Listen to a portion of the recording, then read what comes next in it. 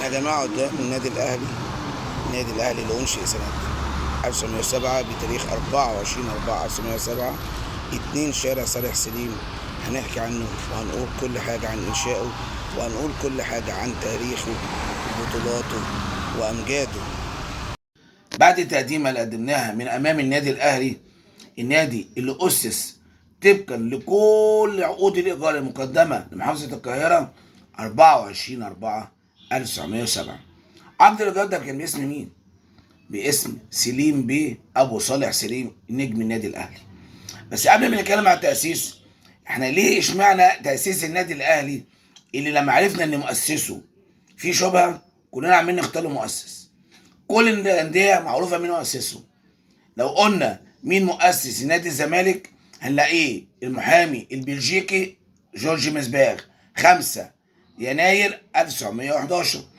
لو دورنا على تأسيس النادي الإسماعيلي هنلاقي محمد بيه مرتضى 1921. لو دورنا على تأسيس النادي الاتحاد اتأسس قبل الأهلي 1906 باسم نادي اسكندرية. لما اتعملت مجموعة اتحادات للأندية أنشأوا المهندس حسن رمزي. حتى النادي الكبير النادي المصري، النادي الوطنية فعلا، اللي هو كان بيحارب الاحتلال 1919 في مراكز الشباب عن طريق كرة القدم ولعبوا مع الأندية الأجنبية، قدر إن الأستاذ أحمد حسني بيك ينشأ نادي المصري في ملعبه الموجود حاليا 1920. نيجي النادي الأهلي. عشان تعرف تأسيس نادي الأهلي لازم تعرف الأرض دي بتاعت مين مؤسسه، مين اللي دخل وأنشأ كأول رئيس نادي ليه كان سببه إيه. فده اللي احنا هنقوله دلوقتي. بس نبتدي الأول بادعاءات الأهلاوية لإنشاء النادي الأهلي. الناس دي طلعت قالت إن مصطفى كامل هو اللي أنشأنا. طب نتكلم بالعقل والمنطق اللي هم طبعا ما بيتكلموش بيه. مصطفى كامل توفى يوم 8 فبراير 1908 في فرنسا، بس قبل ما يتوفى في فرنسا سافر من مصر يوم 16/6/1906.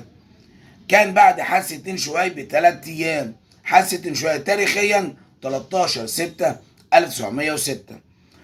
مصطفى كامل حارب انجلترا في فرنسا، خد كل الوثائق والأدلة اللي أكدت على إعدام المصريين بسبب مقتل سيدة بالخطأ من عسكري إنجليزي. ولما جري ورا العسكري ده مات بضربة شمس. ما اكتفوش بكل هذه المجزرة، لا، أعدموا أهالي دنشواي.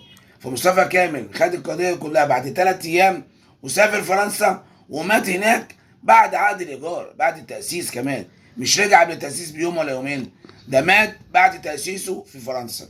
فنستبعد مصطفى كامل لأن الراجل ده راجل وطني. التاني كان سعد زغلول.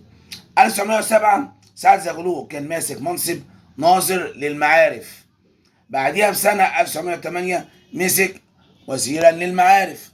ما كانش له أي نشاط رياضي، ما كانش له أي نشاط لأندية مصرية.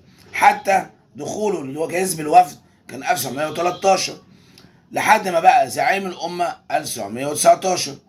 الكارثة بقى إن سنة 1907 اللي هم بيقولوا عليها دي سعد زغلول ما كانش موجود في مصر.